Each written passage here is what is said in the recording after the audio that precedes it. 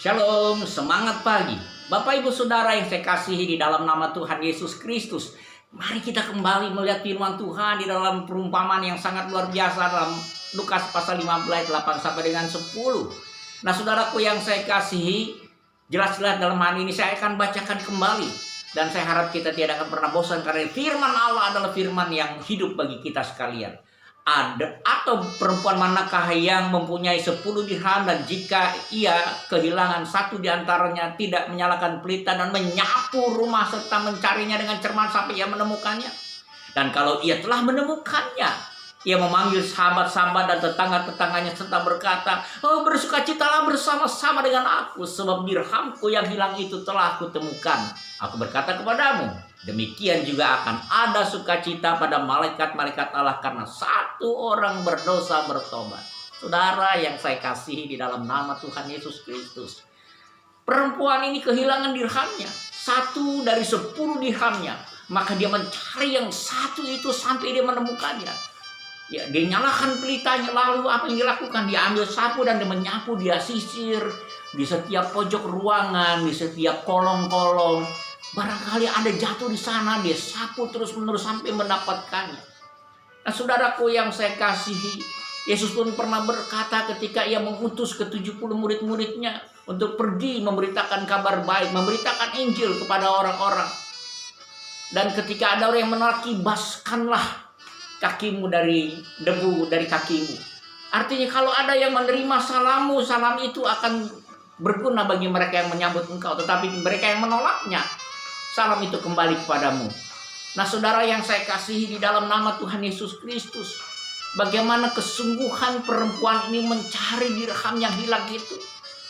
Ia tidak hanya sekedar menyalakan pelita supaya ia bisa melihat dan membedakan barang mana dirham atau mana benda-benda lain.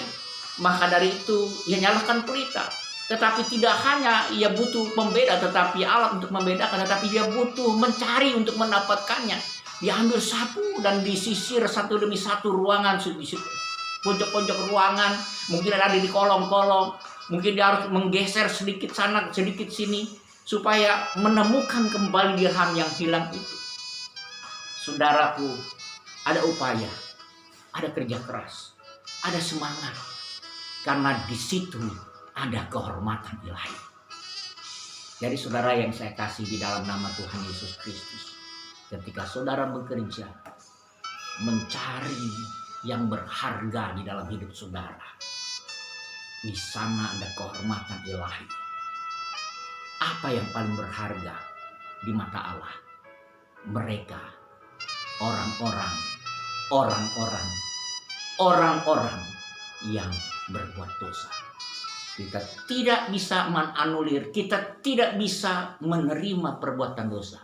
Tetapi kita harus berusaha, berjuang, mencari mereka yang berdosa. Supaya mereka yang berdosa itu kembali hidup benar. Karena dibenarkan di dalam Kristus Yesus. Mari kita penuh dengan semangat mengabarkan kabar baik. Karena pada waktu kita pergi membawa kabar baik kepada mereka yang berbuat dosa, sesungguhnya kita sedang bekerja dengan kehormatan ilahi. Tuhan Yesus memberkati. Thank